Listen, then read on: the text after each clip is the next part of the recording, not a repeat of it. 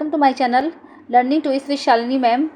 तो हम लोग शुरू कर रहे हैं क्लास 8 का ही chapter number 6 combustion and flame. तो ये मैंने लास्ट वीडियो में आपको बता दिया था क्या क्या होता है कंफ्यूजन के बारे में। अब हम जो टॉपिक स्टार्ट करेंगे वो ये करेंगे कि how do we control fire. Okay, चलिए शुरू करते हैं। यू मस्ट हैव सीन और heard of fire breaking out in homes. आपने घरों में जो आग लग जाती है कभी कभी उनके बारे में सुना होगा। शॉप्स एंड फैक्ट्रीज, शॉप्स और फैक्ट्रीज में भी जैसे लगती है। If you have seen such an accident right a short description in your notebook. Also share the experience with your classmates. अगर आपने कोई ऐसा एक्सीडेंट देखा है या फिर कुछ देखा है तो उसके बारे में जो डिस्क्रिप्शन दीजिए, अपने नोटबुक में शेयर कीजिए या फिर अपने जो एक्सपीरियंस है अपने क्लासमेट्स के साथ शेयर कीजिए। Find out the telephone number of the fire service in your area. If a fire breaks out in your house or in your neighborhood, the first thing to do is to call the fire service. अगर आपके area में या फिर आपके neighbourhood में कहीं पर आग लग जाती है तो आप जो है कॉल सर्विस में वो कॉल कर सकते हैं फायर सर्विस को। ठीक है, तो वो लोग आ जाते हैं और आग बुझा देते हैं। ठीक है, टेलीफोन नंबर आपको उसका पता होना चाहिए। तो it is important that all of us know the telephone numbers of the fire service. आपको फायर सर्विस के जो सारे टेलीफोन नंबर्स हैं उनके बारे में पता होना चाहिए। Does your city town have a fire brigade station. क्या आपके शहर या आपके टाउन में फायर ब्रिगेड स्टेशन है? तो बड़े शहरों में तो होते ही हैं फायर ब्रिगेड स्टेशन। ठीक है, तो when a fire brigade arrives what does it do. जब आपके पास फायर ब्रिगेड पहुंचती है तो वो क्या करती है? It pores water on the fire. ठीक है, वो क्या होता है, वाटर स्प्रिंकल करती है, सब पे वाटर छिड़कती है। Water cools the combustible material so that its temperature is brought below its ignition temperature. तो जब उस पर वाटर डालते हैं ना तो उसका जो कंब्यूस्टिबल मटेरियल होता है उसका जो टेम्परेचर होता है वो इग्निशन टेम्परेचर से नीचे चला जाता है, तो इसकी वजह से आग बुझ जाती है। तो this prevents the fire from spreading, जिससे कि आग फैलने से सुरक्षित हो जाती है, जिससे कि आग फैलती नहीं है। Water vapours also surround the combustible material helping in cutting off the supply of the air. ठीक है, जिससे क्या होता है वाटर वेपर जब हम बुझाते हैं तो वाटर वेपर बनने लगती है, तो जो चारों तरफ कंब्यूस्टिबल मटेरियल के चारों तरफ फैल जाती है। Helping in cutting off the supply of the air, जो कि वो एयर की सप्लाई को रोकती है, क्योंकि एयर जब आएगी तो ज़्यादा आग जलेगी तो वो एयर की सप्लाई को रोक देती है। So the fire is extinguished, जिससे कि इसलिए आग बुझ जाती है। You have learn that there are 3 additional requirements for the producing fire. आपने अभी देखा है और पढ़ा है कि 3 चीज़ें होती हैं जो कि आग के लिए बहुत ज़रूरी होती हैं। ठीक है, जैसे can you list these requirements. क्या आप इन 3 रिक्वायरमेंट्स की लिस्ट बना सकते हो? सबसे पहले होती है दीज आर, होती है फ्यूल, एयर एंड हीट। ठीक है, तो क्या होता है, फ्यूल बहुत ज़रूरी है, एयर ज़रूरी है और हीट ज़रूरी है। Fuel behind the ignition temperature. Fire can be control by the removing 1 और more of these requirements. Fire अगर लग जाए कहीं पर आग तो इन तीनों कंडीशंस को कंट्रोल करके, इन तीनों में से 1-2 कंडीशन को कंट्रोल करके आग बुझा सकते हैं। The job of a fire extinguisher is to cut off the supply of the air. उनका यही जॉब है कि वो एयर की सप्लाई को रोकते हैं। और to bring down the temperature of the fuel, और बोथ, और जो है उसका जो टेम्परेचर है उसको देखते हैं, वो फ्यूल का टेम्परेचर कितना है। Notice that the fuel is in most cases can not B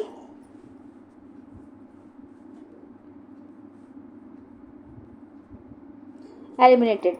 okay, if for instance a building catches fire the whole building is the fuel. ठीक है, अगर सारी बिल्डिंग में आग लग जाए तो the whole building is the, तो सारी बिल्डिंग ही ईंधन बन जाती है। ठीक है, और ये एक्सटिंक्शन के बारे में ये तो आप लोगों ने देखा होगा, इसके बारे में तो कुछ वो नहीं है। इसमें बस क्या होता है, मैं आपको शॉर्ट में समझा देती हूँ कि इसमें CO2 गैस भरी होती है। ओके, सबसे जो कॉमन फायर एक्सटिंक्शन है वो वाटर है। उसके बाद क्या होता है, but water works only when things, मैं बताती हूँ। जैसे कि the most common fire extinguisher is water. जो अपने सबसे पहले जो एक्सटिंक्शर है वो वाटर है, but water works only when things like wood and paper are on fire. वो उस पर ही काम करता है, जैसे लकड़ी या पेपर पे आग लगी हो तब काम करेगा। लेकिन अगर इलेक्ट्रिकल इक्विपमेंट्स पे आग लग जाए, जैसे कि बिजली के तार हैं या किसी चीज़ पे आग लग जाएगी तो थोड़ी ना आप वाटर से बुझवाओगे, तो करंट मार देगा। तो इसके लिए फायर एक्सटिंग्विशर आते हैं। वाटर में conduct electricity and harm those trying to douse the fire.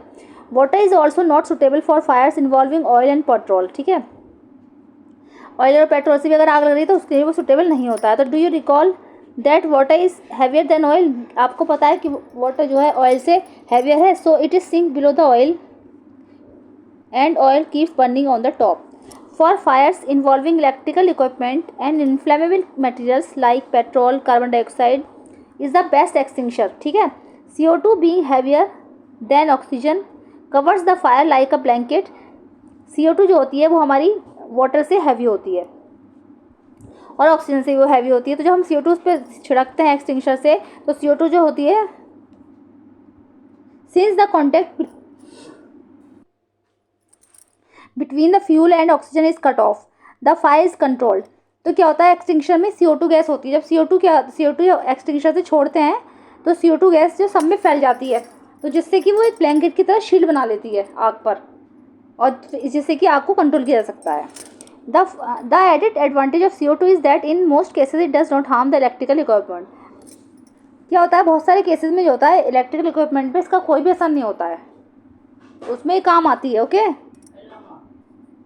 How do we get the supply of carbon dioxide. हम कार्बन डाइऑक्साइड की सप्लाई को कैसे ले सकते हैं। It can be stored at high pressure as a liquid in cylinders. ये जो होती है हाई प्रेशर से सिलेंडरों में लिक्विड की तरह भरी रहती है। In what form is the LPG stored in cylinder. तो सिलेंडरों में LPG किस फॉर्म में होती है। When release from the cylinder CO2 expand enormously in volume and cools down. So it is not only forms a blanket around the fire, it is also brings down the temperature of the fuel. That is why it is an excellent fire extinguisher. Okay, ये सब वही है, मैंने CO2 के बारे में आपको बता दिया है कि कैसी है। और कई बार क्या होता है, जैसे कि another way to get CO2 is to release a lot of dry powder of chemicals like sodium bicarbonate, baking soda. अगर जैसे ये ना डालें, हमारे पास नहीं है फायर एक्सटिंग्विशर, तो एक वे उसका और होता है, सोडियम बाइकार्बोनेट होता है एक पाउडर उसका, ठीक है, जिसको हम बेकिंग सोडा ही बोलते हैं। तो उसका जो पाउडर है उसको सब में छिड़क देते हैं, है ना। तो नियर द फायर दो these chemicals give of CO2, और इसकी वजह से जो पाउडर जब सब में छिड़केंगे तो क्या होता है, हमारी आग कंट्रोल हो जाती है, ठीक है। इस पाउडर से CO2 निकलती है, जो CO2 जिससे कंट्रोल हो जाती है, ठीक है। चलिए टाइप्स ऑफ कंब्यूशन पढ़ते हैं। तो ब्रिंग अ बर्निंग मैचस्टिक और a gas lighter near a gas stove in the kitchen. जैसे हम कभी गैस स्टोव के पास किचन में या गैस लाइटर जलाएंगे, बर्निंग मैचस्टिक लाएंगे तो गैस जल जाती है। Turn on the knob of the gas stove, और गैस स्टोव की नोब को जैसे हम घुमाएंगे तो व्हाट डू वी ऑब्जर्व। तो हमने क्या देखा है, क्या ऑब्जर्व करा, अगर हम ऐसा करते हैं, देखा होगा आपने किचन में जब नॉब घुमा के उसको जलाते हैं तो हमने क्या रिसर्च करी है। Question, do not handle the gas stove yourself, ask your parents to help. आप अपने आप गैस स्टोव ना जलाएं, हैंडल करें, ask your parents to help, और जिससे कि आप अपने हेल्प के लिए अपने पेरेंट्स से पूछ सकते हैं। तो we find that the gas burns rapidly and produce heat and light. हमने देखा है कि जब गैस रैपिडली बर्न्स होती है तो क्या हीट और लाइट देती है। जैसे जलाते हैं तो बहुत तेज़ से जलती है, तो हीट और लाइट निकलती है उसमें। तो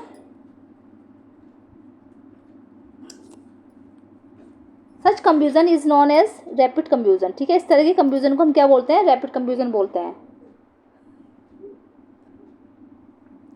there are substances like phosphorus which burn in air at the room temperature, ठीक है।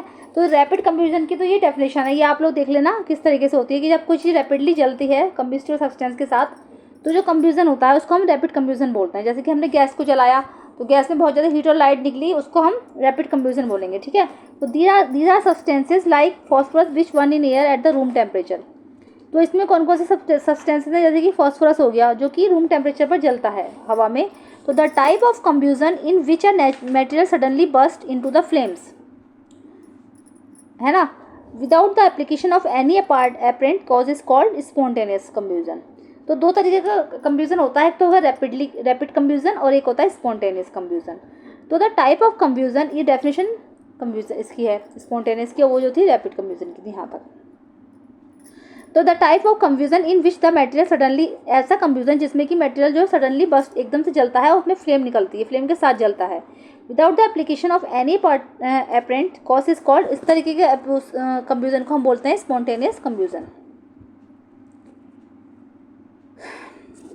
Spontaneous combustion of coal dust has resulted in many disasters fires in coal mines, ठीक है। कोल माइंस को आपने नहीं देखा होगा, तो कोल माइंस में क्या होता है, डस्ट होती है, एक तरह की डस्ट उड़ती रहती है चारों तरफ। अगर उसमें आग जल जाए, अगर उसमें आग लग जाए तो उसको जो डस्ट होती है वो एकदम से आग पकड़ लेती है। तो spontaneous forest fires are the sometimes due to the heat, जिससे कि बहुत अधिक हीट निकलती है ना, उससे बहुत ज़्यादा हीट निकलती है, ठीक है। तो ऑफ द सन और due to the lightning strike, और बहुत ज़्यादा रोशनी भी इससे होती है। However most forest fire are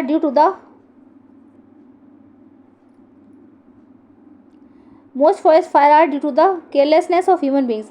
और कभी कभी क्या होता है, जो जंगलों में जो आग लग जाती है वो भी जो ह्यूमन बींग्स की केयरलेसनेस से होती है। जैसे कि अगर हम पिकनिक मनाने जा रहे हैं, है ना, पिकनिक में आग जलाई और ऐसी चढ़ाई छोड़ के, तो वहाँ पर आग लग जाती है, ग्रास आग पकड़ लेगी, ग्रास की वजह से ट्रीज भी आग पकड़ लेंगे। ठीक है, जैसे कभी ऊपर से कोई पत्थर आ रहा है तो पत्थरों की रगड़ से आग पकड़ती है ग्रास, और ग्रास से बड़े बड़े ट्रीज जो होते हैं वो आग पकड़ लेते हैं। जैसे कोई लुढ़कता हुआ पत्थर आया, उसने आग पकड़ ली।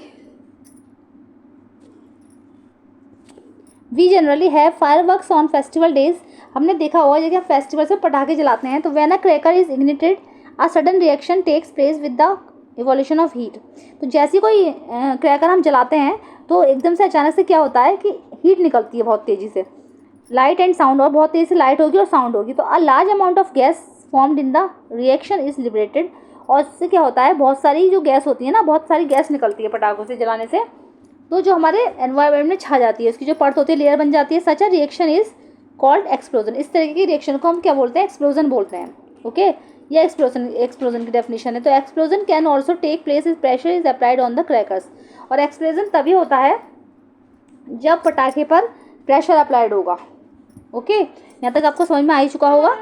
अब हम बात करते हैं फ्लेम की। फ्लेम क्या होता है, ठीक है।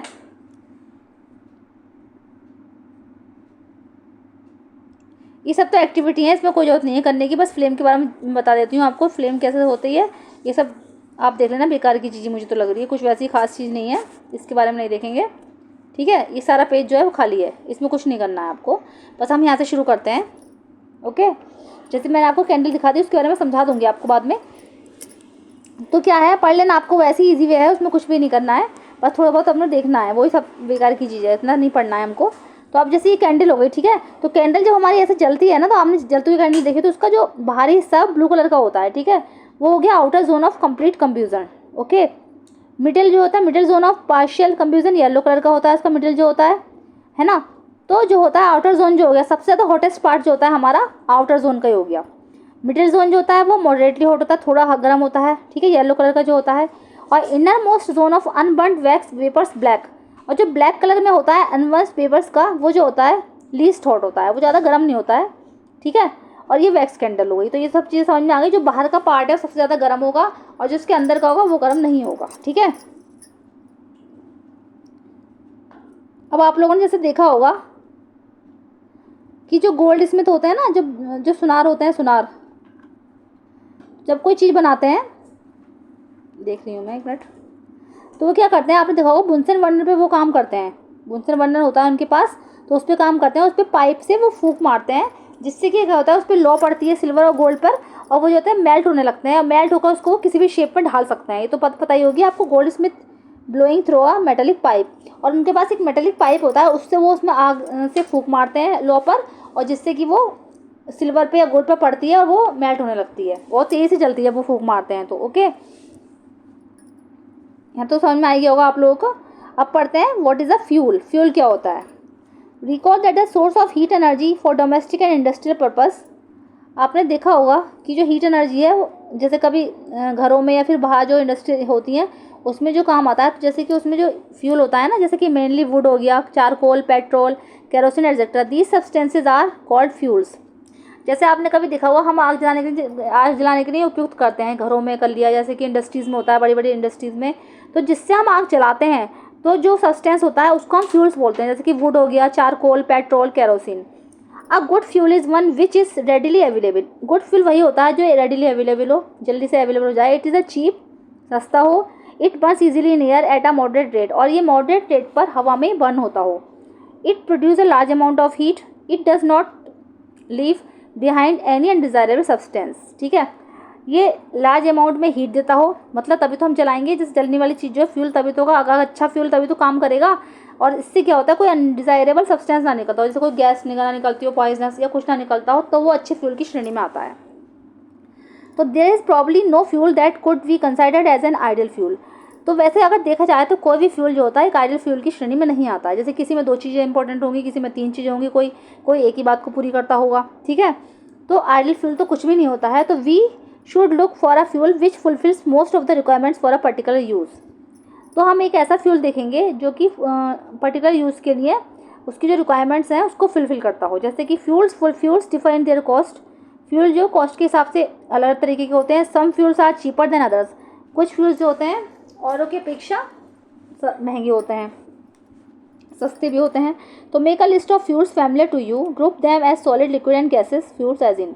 ठीक है, अब यहाँ पर हम एक लिस्ट बनाएंगे, अपने पेरेंट्स के साथ देखेंगे कि सॉलिड, लिक्विड और गैस के हिसाब से उसकी लिस्ट बनाएंगे कि कौन सी फ्यूल्स किस तरीके के हैं, ग्रुप वाइज उसको डिटेक्ट करेंगे। तो फ्यूल एफिशिएंसी देखेंगे पहले क्या होता है। Suppose you were asked to boil a given quantity of water using cow dung, coal and LPG as fuel.